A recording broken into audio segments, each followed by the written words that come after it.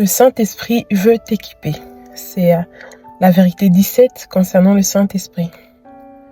Dans 1 Corinthiens 12, 8 à 11, nous lisons « En effet, à l'un est donné par l'Esprit une parole de sagesse, à un autre une parole de connaissance selon le même Esprit, à un autre la foi par le même Esprit, à un autre de don des guérisons par le même Esprit, à un autre la possibilité de faire des miracles, à un autre la prophétie, à un autre les discernements des esprits, à un autre diverses langues, à un autre l'interprétation des langues.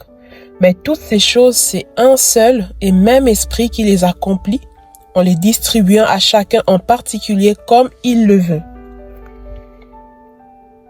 Le Saint-Esprit est généreux. Il distribue ce don à toutes les personnes qui lui demandent, pour le service et les biens du corps du Christ. Le Saint-Esprit distribue ce don à tous ses enfants sans faire exception de personne et sans condition. Malgré tes imperfections, malgré tes faiblesses, il se plaît à t'utiliser pour sa gloire. Oui, uniquement pour sa gloire.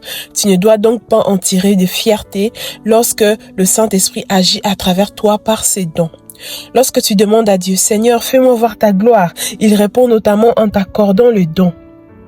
En effet, lorsque tu sers Dieu en utilisant des dons spirituels donnés par le Saint-Esprit, cela manifeste sa gloire, sa puissance et son règne dans ta vie. Dans la Bible, nous voyons comment le Saint-Esprit a agi à travers des hommes simples en leur distribuant de dons spirituels. Mais cela ne se limite pas à la Bible, cela est aussi possible aujourd'hui. Beaucoup pensent que les dons ont cessé, mais c'est faux.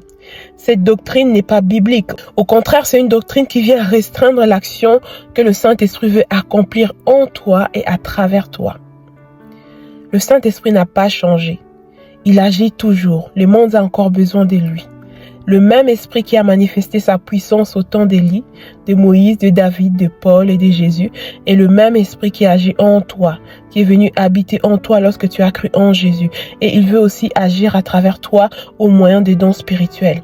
Lorsque tu exerces le don spirituel, tu collabores avec le Saint-Esprit. Tu participes à l'établissement du règne de Dieu là où il t'a placé. Parce que tu es porteur de son règne. Tu manifestes le règne de Dieu comme Jésus et les disciples l'ont fait.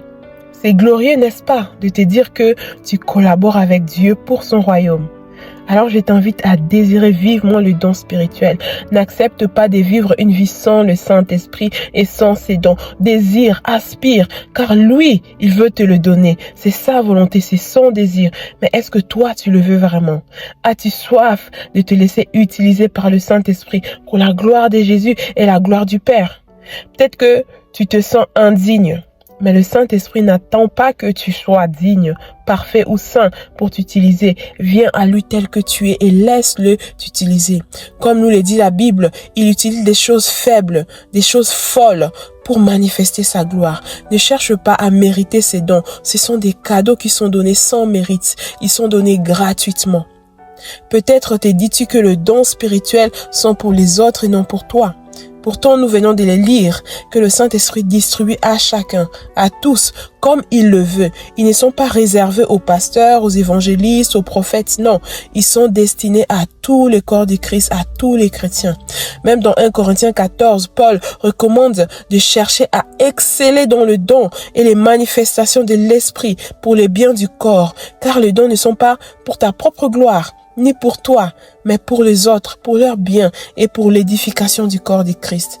La seule chose que le Saint-Esprit veut, c'est que tu demeures près de lui, que tu reçoives ses directives et que tu lui obéisses, que tu sois en communion avec lui.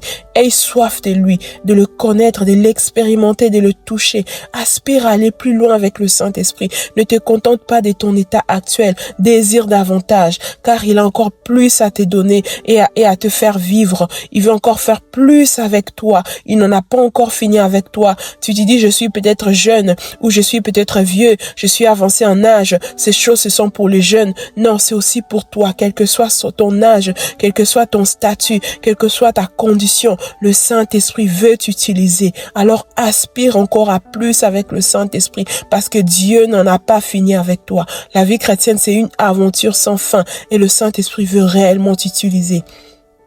Paul va dire, aspirer au don le meilleur. Ce n'est donc pas un péché que de vouloir vivre davantage avec le Saint-Esprit, que d'aspirer au Saint-Esprit, d'avoir soif de ses plus. Alors ce matin, prie avec moi. Saint-Esprit, manifeste ta puissance à travers moi. Mais voici, je viens à toi tel que je suis, comme un vase vide. Remplis-moi de tes dons. Utilise-moi comme un instrument pour ta gloire, comme un canal pour manifester ta présence et ta puissance. Saint-Esprit, je m'offre à toi comme un sacrifice vivant.